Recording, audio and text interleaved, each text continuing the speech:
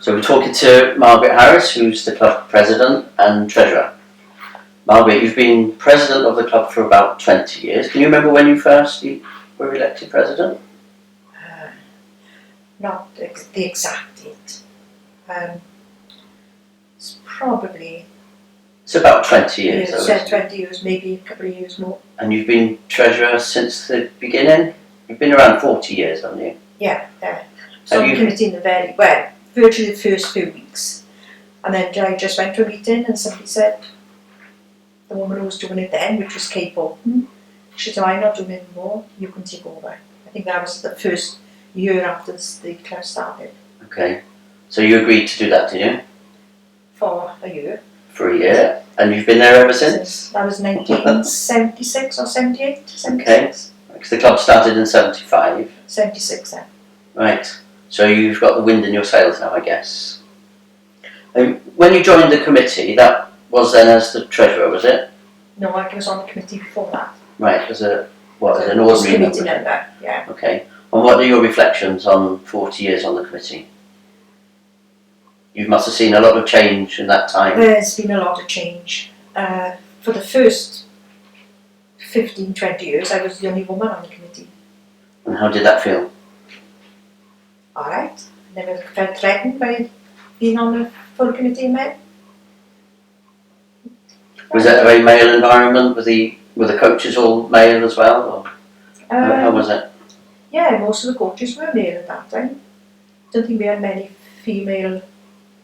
First female coach we had, I think, was Bernice Buckland.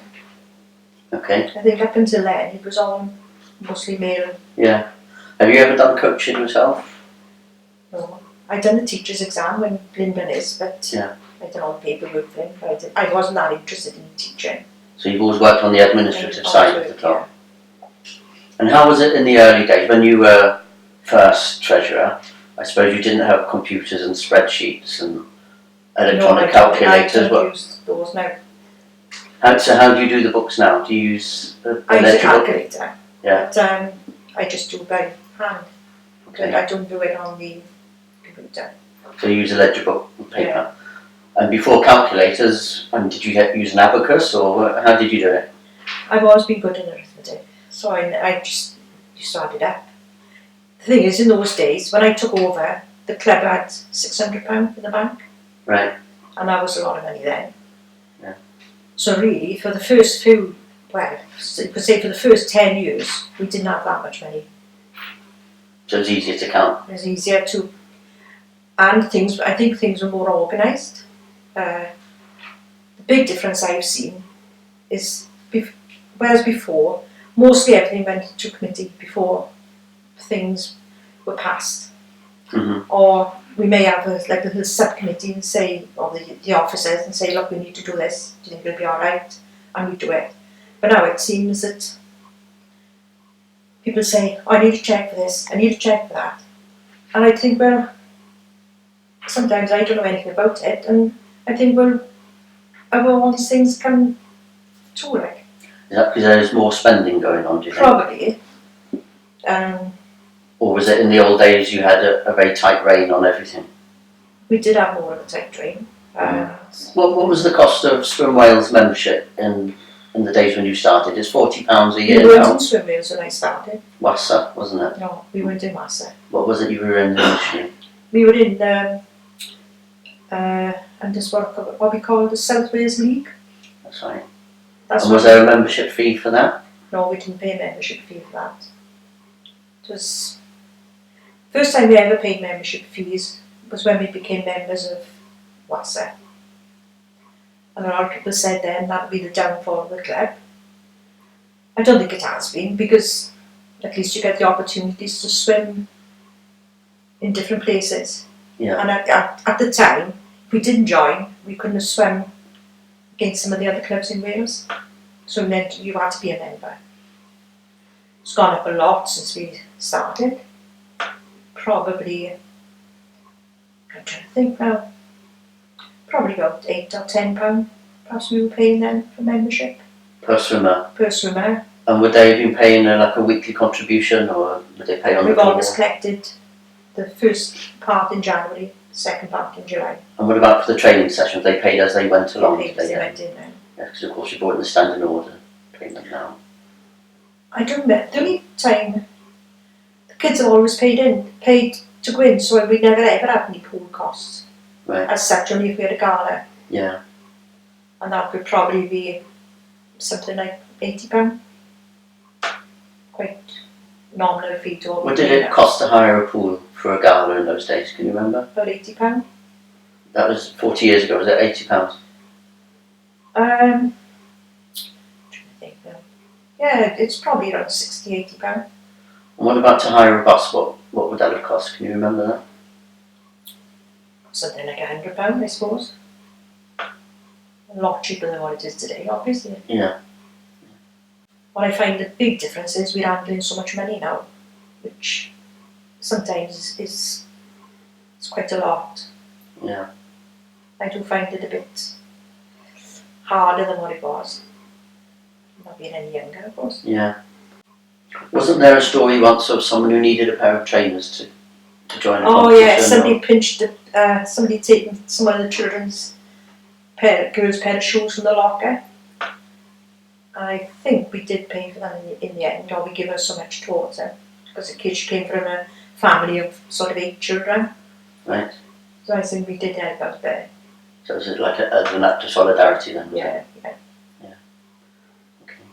Did you used to do the book, the accounts on typewriters? No, I didn't. Somebody must have done that, I suppose. Somebody used to do the secretaries obviously used typewriter or something to type out the notes.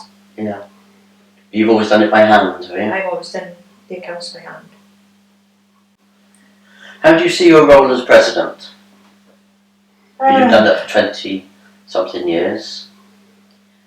I suppose it's just sort of as an advisory capacity, I would have thought. And I've always been at the presentation dinners. I've always been expected to give the medals and to the children and what have you. Other than that, I don't think there is a big role for a president, really. It's to be the figurehead, I suppose, I isn't it? suppose, yeah, I don't think there's any main reason for having a president in that sense. I think a lot of clubs have actually done away with presidents. I suppose one of the values that I see that you bring to the club is because you've been around for so long, and Lynn, that you remember things that none of us know about, and you can be that link to our past and our sense of history and our roots. Do you think that's important? Yes, it is important. And like I was saying now, that the Rhondda Ortons, that was a 2-day meet when we were in the sports centre at 8 o'clock. We probably wouldn't get home till 8:30–9 o'clock. And a lot of it was organised with the swimming club. A lot of the swimming club, well, most of the helpers were swimming club, all the officials From the Rhondda Swimming Club? from the Rhondda Swimming Club. There was some from 1 or 2 of the other clubs, but the main officials all came from the Rhondda Swimming Club. So with the Rhondda Opens then, how often would that event be held? That was always held once a year I think it was mostly in January. And it was at the Rhondda Sports Centre, And was it? that was in the Rhondda Sports Centre, and it would be absolutely chock-a-block full. We'd have like clubs, the Cardiff always came, Swansea, all the big clubs, because everybody wanted to swim in the Rhondda. And how many swimmers would there be at a meet like that? 200 or more. Okay. Looking back over the 40 years, would you say there's any one particular aspect of being involved with the club that you cherish the most? Yes, we made a lot of friends through the club. We still got friends that we made years ago, from the beginning. I think it taught our kids especially some sort of discipline. They knew, well, mostly Paul, my son. You only said to Paul, get your stuff, you train. We'd go and train and no problem. Nigel was a different kettle of fish. He'd say, oh, I'm not going tonight. But other than that, I think they made a lot of friends through the club. Yeah. And we used to do a lot of outings then, more so than what we do now. What sort of outings? Every year we went to the club trip, went to Tenby, or maybe one of the other resorts in Swansea area. Peyton, we've been to Weymouth, but we always had a summer trip. And there's no arguments with the children. They went to the beach, they played cricket, spent hours trying to get Alan out because he wouldn't give in.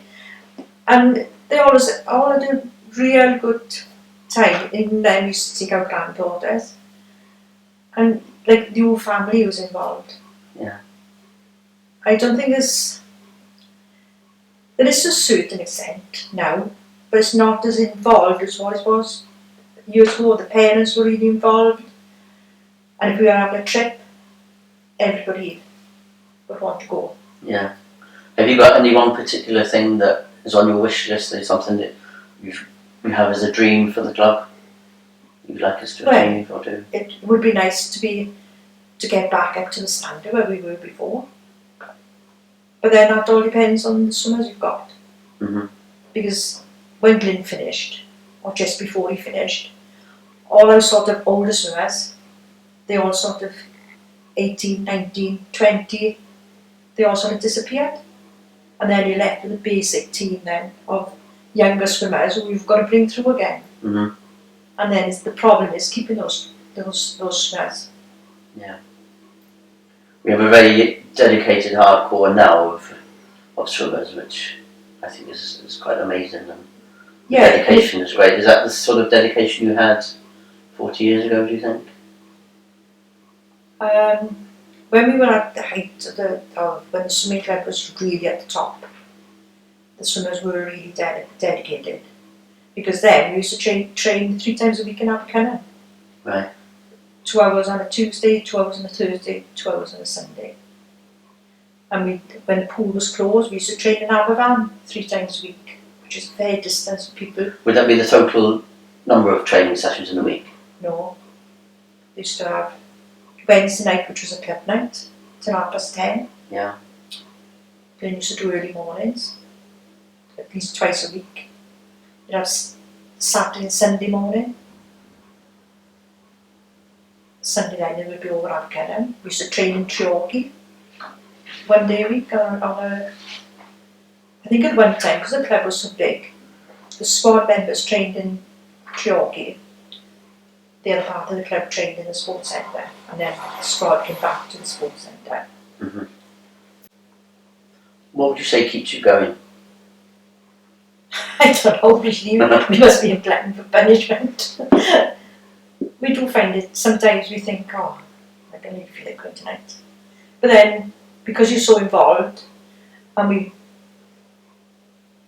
if we didn't do that, all we do, we'd probably be sitting in the house with me. And as our doctor said, keep going as long as you can.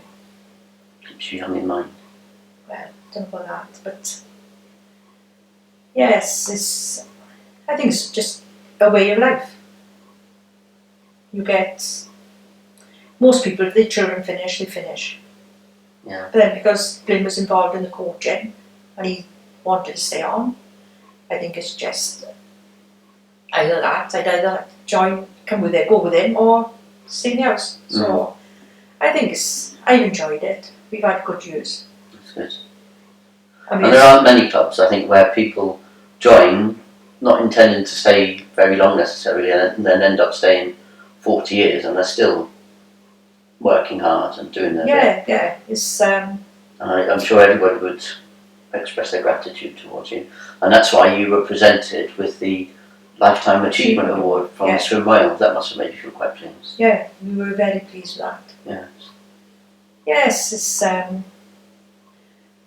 I don't regret any time we spent at the swimming club. At times it did encroach on family life, because Glyn would be away all week, and then he'd come home, he'd be rushing. As soon as he'd come in, he'd be back at the swimming club, or we'd say we'd have gala. So we were sort of always on the go, and sometimes the kids wouldn't want to come back if we were away, and we'd be saying, we've got to go, we've got swimming club, or we've got polar bears. But they were involved as well, so yeah, we've had some good years. Mm. And you can swim yourself, can't you? Well, were you a competitive swimmer? Oh, no, couldn't see that. That was my first 25 metres, and all the kids were on the end of the pool saying, cheering me on. There's Margaret. Doing how long? My first 25 metres. First 25 metres. Excellent.